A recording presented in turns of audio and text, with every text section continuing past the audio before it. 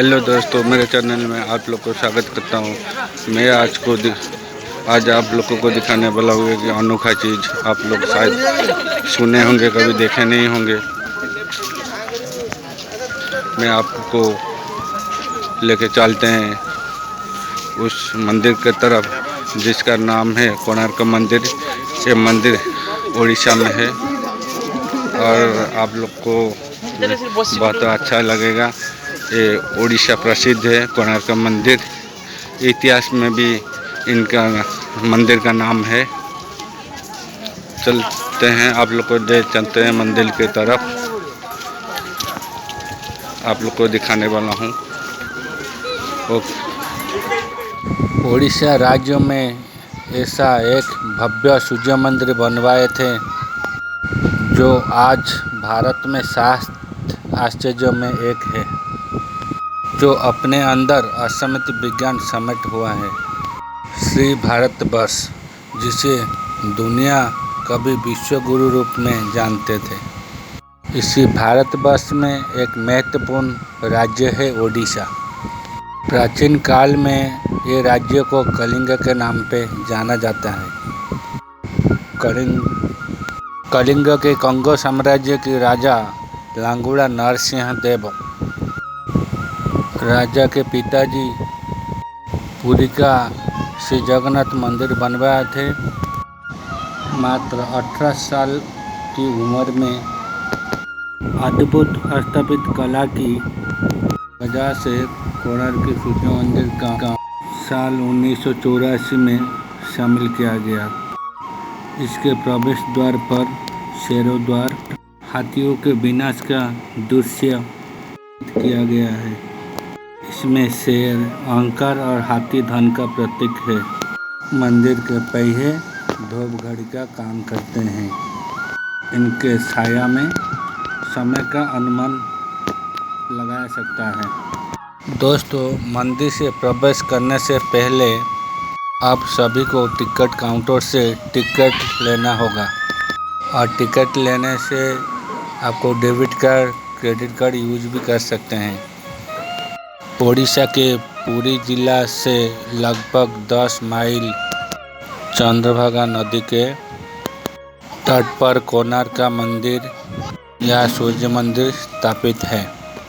इसकी कल्पना सूर्य के रथ पर कल्पना किया गया है। इस रथ में 12 जोड़ी पहिया लगे हैं और 7 घोड़ा खींचने के लिए है। सूर्य का उदय काल ठीक मंदिर से ऊपर भाग में दिखाई देता है। ऐसा लगता है कि कोई लाल नारंगी रंग शिखर के चारों ओर बिखर रहा है। ये मंदिर अपनी अनोखी वास्तु के लिए जाना जाता है। दोस्तों, मंदिर का पहला द्वार सूर्य के तरफ है और इस मंदिर का 3 प्रधान हिस्से सीध में है। सबसे नाट मंडप पर प्रवेश द्वार है, बाद जगमन और गर्भगृह एक ही में इस जगह पर स्थित है। यहाँ अलग अलग मुद्राओं में हाथी सजी आकृतियाँ मौजूद है। इसके अलावा कई देवताओं, गंधर्व, नाग, किन्नर और अप्सराओं के चित्र नक्काशी से तैयार किया जाते हैं। दोस्तों, मंदिर के गर्भगृह में सूर्यदेव की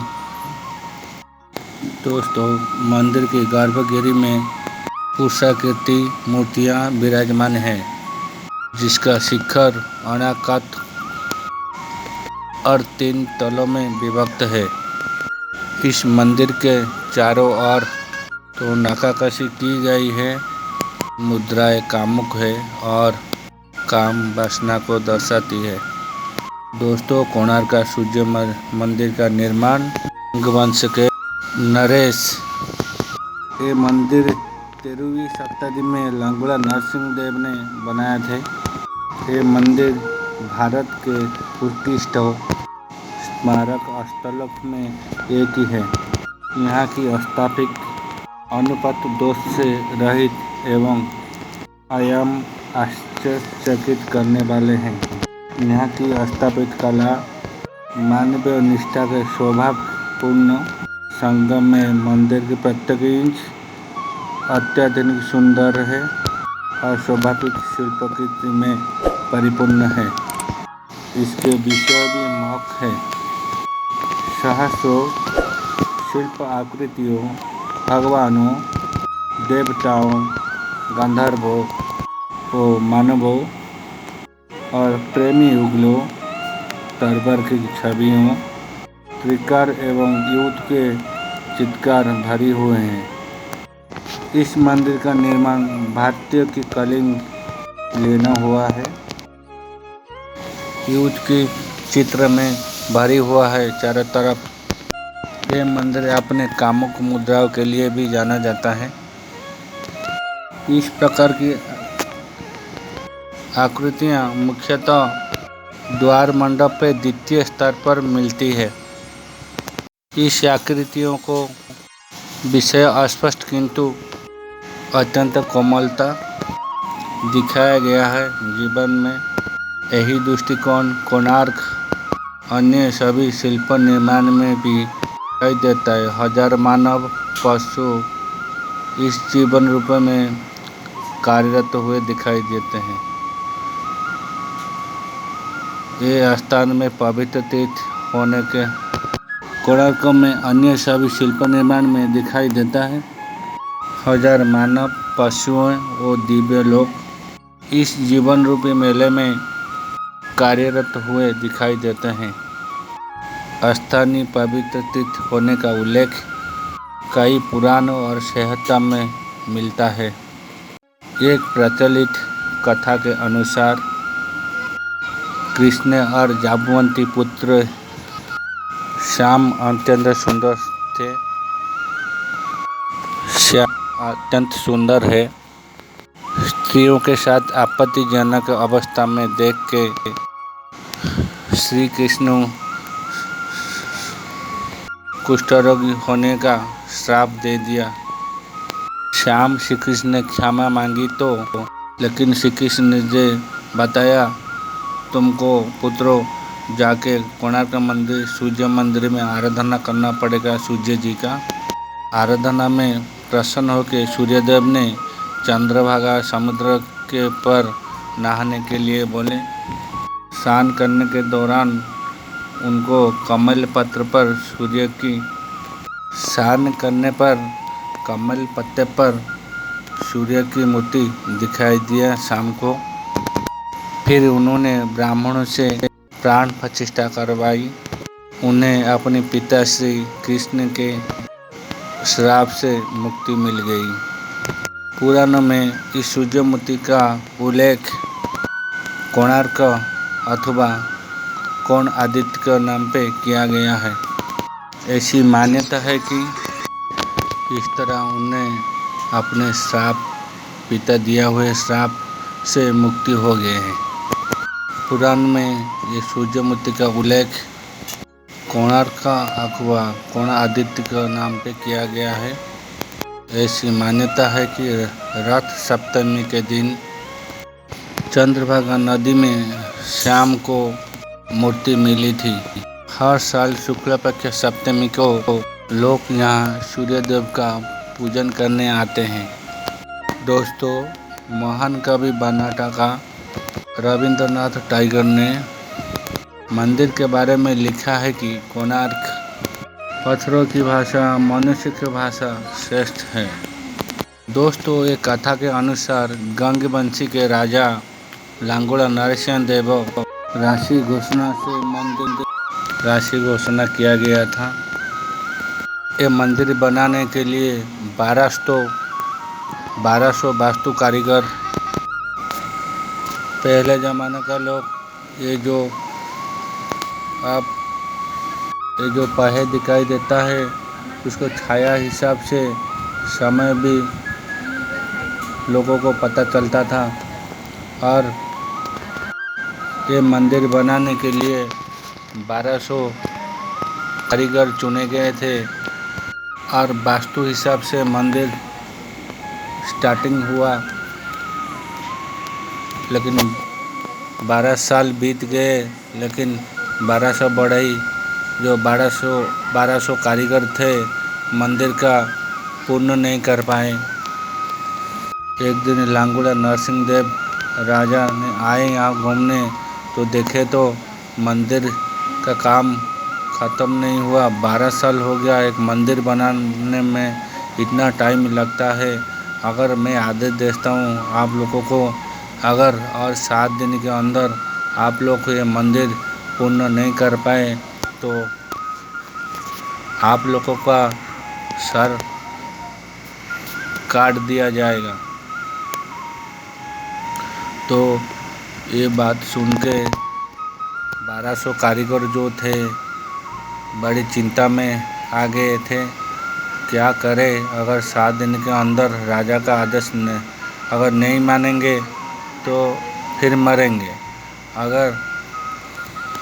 अगर मान के मंदिर बनवा लेते हैं 7 दिन के अंदर तो सर अलग होने से बच जाएंगे हम लोग। तो बड़ी चिंता में आ गए थे। क्या करें, बहुत कोशिश के बाद 7 दिन भी बीत गया। बहुत कोशिश के बाद मंदिर का ऊपर भाग पुण्य नहीं कर पाए तो सब रोने लगे। क्या करें, अगर सुबह हो जाता है तो हम लोग का 1200 जो कारीगर हम लोग है तो सबका सर अलग कर देंगे राजा जी।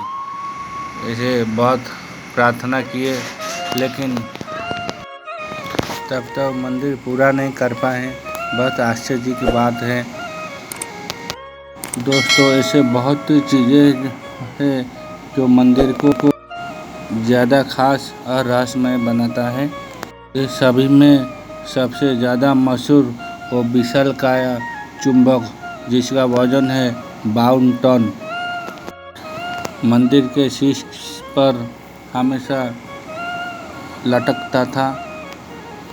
इसे बहुत एक्सपर्ट मानते हैं कि ये मंदिर के ऊपरी भाग में जो 52 टन का चुंबक लगाया गया था उसमें बहुत नुकसान हुआ बहुत सारे जहाज़ों वालों को।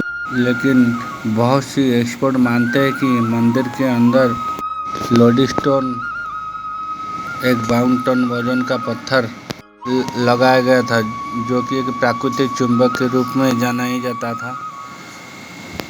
ये विशाल का चुंबक वजह से मंदिर के अंदर स्थापित भगवान सूर्यदेव की मूर्ति हमेशा हवा में लटके रहती थी।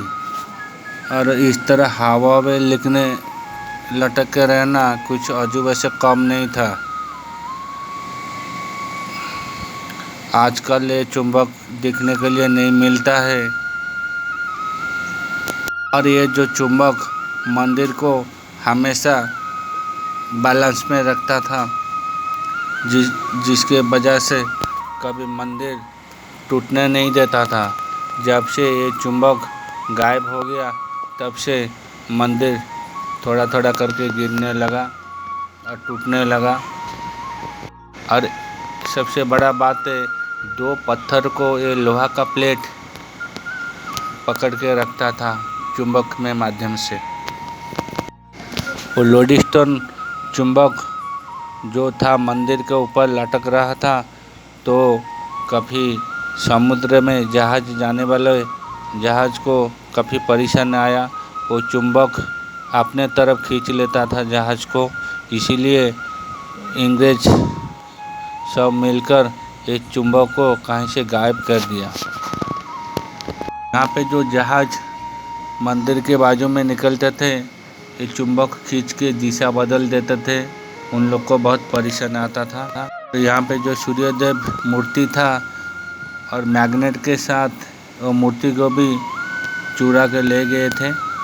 आज तक पता नहीं चला कहाँ पर ये मैग्नेट और जो चुंबक 52 टन का और सूर्यदेव मूर्ति।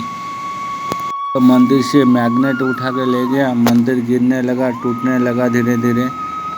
कुछ एक्सपर्ट का ये मानना है कि इस स्ट्रक्चर को मजबूत और खड़ा रखने के लिए वो मैग्नेट का बहुत बड़ा था। विदेशी जब ये मंदिर का पता चला विदेशियों को, सब वो निकाल के ले गया था मूर्ति के साथ। वो चुंबक 52 टन का सब उठा के ले गए थे चुरा के। अभी जो मूर्ति चुराए थे उसमें मूर्ति कुछ और भी था। एक मूर्ति पुरी में रखा गया है और एक मूर्ति दिल्ली म्यूजियम में रखा गया है। दोस्तों, कोणार्क मंदिर बेहद अद्भुत, बहुत सुंदर लगता है। इस मंदिर का जो हिस्सा हम लोग अब आज दिख रहे हैं, असल में ये पूरा मंदिर नहीं है। दरअसल ये मंदिर में 3 मंडप हुआ करता था। 2 मंडप कई साल पहले पूरी तरह नष्ट हो गए थे और इसका आज सिर्फ 1 मंडप ही बाकी है, बच गया है। अब ये मंदिर के बाकी हिस्सों की नष्ट होने का लोग अलग अलग कारण बताते हैं। कहते हैं कि मंदिर के वो हिस्से हम लोग की वजह से नष्ट हुए थे। तो कुछ एक्सपर्ट का मानना है कि ये है कि कभी बन ही नहीं पाया था और मंदिर के जो हिस्से अधूरे रह गए तो समय के साथ धीरे धीरे खुद ही नष्ट हो गए थे। और इनमें से कही गई कौन सी बात सही है या गलत कह पाना मुश्किल है, क्योंकि एक्सपर्ट असली कारण मंदिर का नष्ट होने का पता लगा रहे हैं। कहते हैं कि आज ही हमें ये मंदिर जितना ऊंचा नज़र आता है, असल में कई ज़्यादा ऊंचा हुआ करता था। यहाँ तक समुद्र में सफ़र करने वाले नाविक इस मंदिर के शिखर के अपने जहाज़ों से देख लिया करते थे। इसके अलावा और भी एक चीज़ है कि प्राचीन मशहूर शहर हुआ करता था। 16वीं शताब्दी के दौरान इस मंदिर से सूर्यदेव की मूर्ति हटा दी गई। तब से मंदिर से पूजा होना पूरी तरह से बंद हो गया, जिसके चलते तीर्थ यात्रियों भी मंदिर में आना थोड़ा थोड़ा बंद हो गया और देखते ही और पूरी तरह धीरे धीरे जंगल में बदलते गए। फिर कई सदियों बाद जब खोजा गया, ये मंदिर का बहुत हालत खराब था। इस मंदिर का कई हिस्से टूट के नष्ट हो गए थे। आज के समय की बात करें तो इस मंदिर का सिर्फ एक ही मंडप बाकी रह गया है, जिसको इस मंदिर का प्रधान मंडप माना जाता है। इस मंदिर मंडप जाने का सभी रास्ते आज से 118 साल पहले पूरी तरह सील कर दिए थे। आज भी उसी तरह बंद पड़े हैं। सवाल उठता है, आज इतना समय बीत जाने के बाद मंदिर का दरवाज़ा आज तक खुलता क्यों नहीं है। और 19वीं शताब्दी ख़त्म होते होते ये मंदिर का मंडप बहुत सारे टूट गए थे और गिरने से बचाने के लिए 1903 में मंदिर को बचाने के लिए मंदिर के अंदर रेत भरा गया था। इस ना जाने इससे कितना बार मुख्य दरवाजे खोलने की बात की गई, लेकिन हर बार अलग अलग वजह से इस दरवाजे को खोला नहीं गया। लेकिन आज 118 साल बीत गया, इसी तरह बंद पड़ा गया है। लोगों को मन में सवाल आता है कि 118 साल से बंद पड़ा है मंदिर, कब खुलेगा कि इसे बंद रखने से मंदिर सलामत रहता है। मनुष्य बहुत टाइप का क्वेश्चन करते हैं। बंद करने का पीछे कोई और भी बड़ा रहस्य छुपा है। इन सवालों का जवाब हम उस समय ईरान में ब्राह्मण आए थे पूजा करने के लिए।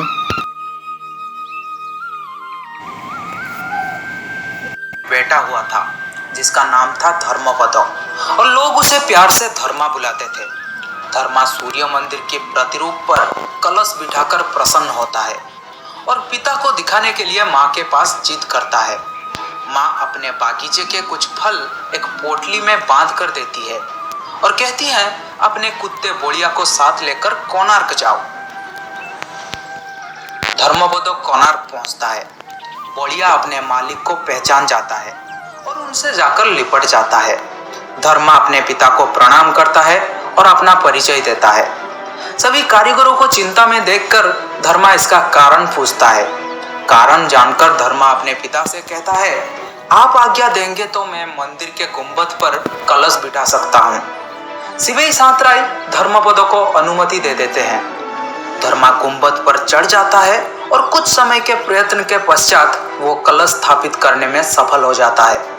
गुंबद पर कलश स्थापित होते ही सूर्य देव की भव्य प्रतिमा चुंबक के प्रभाव से हवा में झूलने लगती है।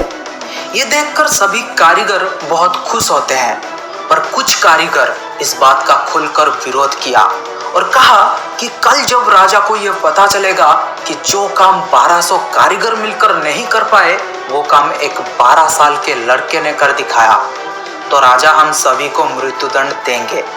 ये बात सुनकर धर्मा ने सोचा, मेरी जिंदगी से ज्यादा मूल्यवान है 1200 कारीगरों की जिंदगी। धर्मपद ने अपने पिता को समझाया और गुंबद पर चढ़ के नीचे समुद्र में कूद गया। इसके कुछ समय पश्चात राजा नरसिंह देव मंदिर के सम्मुख उपस्थित हुए। सूर्य देव की भव्य प्रतिमा को हवा में झूलता हुआ देखकर नरसिंह देव अत्यंत प्रसन्न हुए और शिवेई सांतराय की तारीफ करते थके नहीं। राजा नरसिंह देव ने घोषणा किया कि माघ शुक्ल सप्तमी के दिन मंदिर का प्राण प्रतिष्ठा संपन्न किया जाएगा। पर शिवेई सांतराय ने कहा, राजन, तिथि तो अच्छा है पर मंदिर की प्राण प्रतिष्ठा के लिए यह सही समय नहीं है। पर राजा नरसिंह देव अपने जिद में अड़े रहे और उसी तिथि में मंदिर का प्राण प्रतिष्ठा किया जाएगा घोषणा कर दिया गया और शिवेई सांतराय वाद विवाद ना करते हुए वहां से चले जाते हैं। निर्धारित तिथि में मंदिर का प्राण प्रतिष्ठा संपन्न हुआ, पर बहुत जल्द ही इस मंदिर में कुछ रहस्यमयी घटना होने लगी। सबसे पहले मंदिर में लगे एक विशाल शेर की मूर्ति नीचे गिर गया। फिर मंदिर से अनेकों पत्थर गिरने लगे और राजा नरसिंह देव को जब ये पता चला कि इस मंदिर का पहला दिवस एक 12 साल के लड़के के मौत से शुरू हुआ है, तब इस मंदिर में पूजा रोक दिया गया। कई सालों तक ये मंदिर और इसके आसपास के इलाके घने जंगलों में परिवर्तित हो गए थे और सूर्य देव की भव्य प्रतिमा घने जंगलों में कहीं छुप गया था। अंग्रेजों के शासनकाल में इस मंदिर का अवस्थिति पता लगने पर उन्होंने ही इस मंदिर का पुनरुद्धार किया था और आज आप उस भव्य मंदिर का टूटा हुआ हिस्सा ही देख रहे हैं। यह था इस मंदिर के निर्माण की कहानी। पर इस मंदिर में एक 52 मीट्रिक टन का चुंबकीय पत्थर लगाया गया था जो कोणार्क से गुजरने वाली जहाजों को अपनी ओर खींच लेती थी और जिसको पाने के लिए बहुत सारे युद्ध भी हुए थे। अगर आप लोग को ये वीडियो पसंद आई तो लाइक शेयर सब्सक्राइब जरूर करिएगा। कमेंट सेक्शन में लेकिन ज़रूर बताएगा कैसा लगा वीडियो। में आप लोग को इसी तरह वीडियो लेके आने वाला हूँ। ये जो पत्थर देख रहे हो ना, मंदिर का छोटा छोटा टुकड़ा तो टूट चुका है पहले से। शायद आप लोग कभी तो आए नहीं होंगे यहाँ पे, ज़रूर आके कोणार्क मंदिर का दर्शन करके जाइए। सूर्य मंदिर है ये। पहले तो मैं बता चुका हूँ। पहले में थोड़ा गला में कुछ खराबी आया, इसलिए मैं टोन चेंज करने के लिए कोशिश किया।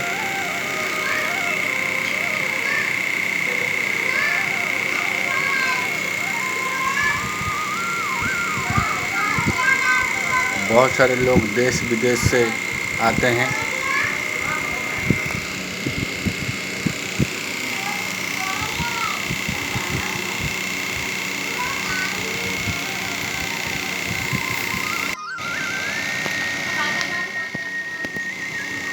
ये मंदिर का चारों साइड यहाँ पे गार्डन भी है। आप लोग गार्डन का भी मज़ा ले सकते हैं। बहुत दूर दूर से लोग आते हैं घूमने के लिए।